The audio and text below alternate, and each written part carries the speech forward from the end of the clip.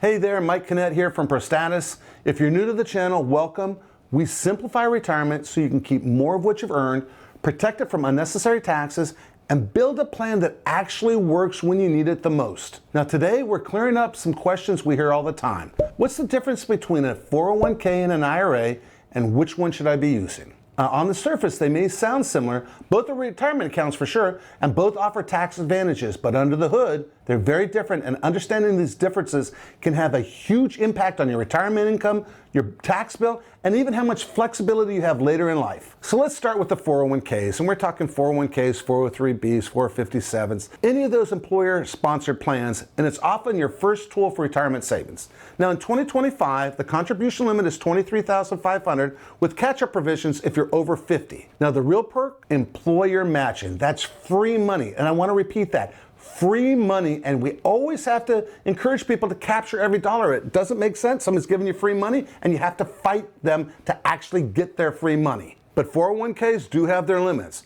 You're generally restricted to the investment option your employer provides, maybe 10 or 20 different options in there. And when it's time to retire, those limited choices and the lack of flexibility, those things can work against you if you're not careful. And that is exactly where IRAs come into play. They're individual accounts not tied to your employer, and that gives you control. Control, and that's so important. You can choose nearly any investment, everything from ETFs to mutual funds to CDs, annuities, partnerships. Everything in the world is available to you out there. You also have more options when it comes to consolidating multiple 401ks into a single IRA as you change jobs or enter into retirement. One of the key conversations we have with people is helping them understand why it probably makes sense to move out of the 401k into an IRA.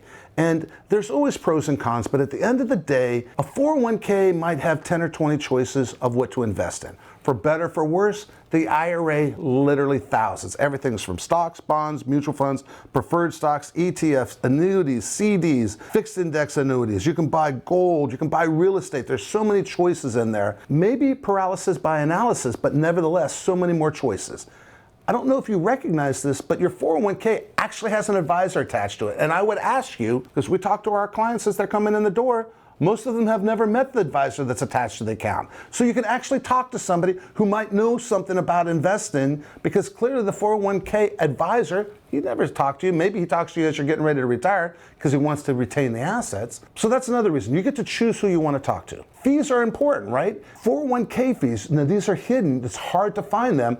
On average, you're probably paying somewhere between 1 and 1.5% in fees, and you don't even know it. And for better or for worse, when you go into an IRA, at least you get to control the fees. If you want to work with an advisor, you pay a fee to an advisor, and if you don't and do it yourself, you don't pay a fee. You can choose to own individual stocks, which are dirt cheap except for the purchase price. You can buy Vanguard, you can buy ETFs, you can buy mutual funds. The choice is yours, right? How the money comes out, especially for non-spousal beneficiaries, with an IRA, your kids and your heirs have a longer time period to take it out than a 401k. Most time 401ks force them to take it out within 5 years. So there are so many choices on why and how to take the money out and drop it in the IRA. There's so many opportunities. It just makes it much more flexible. Now I will point out a caveat here. That's something that we have a lot of concern about. Under Secure Act 1, they said that 401k companies now have to show you on the 401k that if you turn your 401k into an annuity, which is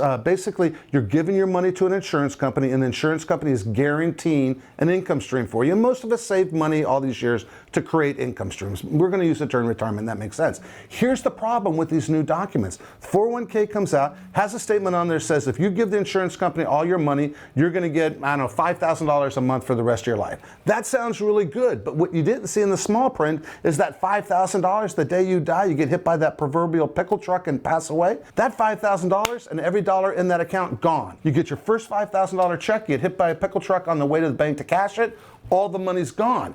That is a problem because the advisor on the account isn't talking to you about how that annuity works. And while annuity may make sense, be careful looking at the statement. So again, yeah, a 401 may be cheaper, but it may be more expensive and you don't know the fees. Drop it in an IRA, you control the fees. Drop it into an IRA, you get to control the investment vehicles. Drop it into the IRA, you get to actually talk to a true professional. Drop it into the IRA, the distributions to you and the distributions to your heirs, completely different, much more flexible. There are absolutely advantages to pulling it out. Make sure you talk to somebody before you make that decision, but the advantages are huge. We frequently see people who've done a great job in their 40s, 50s, and 60s saving money in their 401ks, done a great job, but they have 2, 3, or 4 of them because they moved around over the years. And when it comes time to take your RMDs, those forced distributions, the required minimum distributions that the IRS says you have to take them out each and every year, having all those 401ks might not make sense, because what happens if you miss one because you didn't remember it? That's why we always say your accounts aren't a plan. The plan is what ties everything together. A plan pulls together your taxes, your income strategy, your withdrawal strategy, your allocation, your legacy, long-term care, estate planning. That's all part of a plan. And if you're unsure whether your 401k or IRA strategy is working for you or against you, download our free investment retirement summary, or better yet, schedule a discovery call with our team. And if this video helped clear up a few things, hit the like, subscribe, and leave your questions in the comments section. We are here to help you.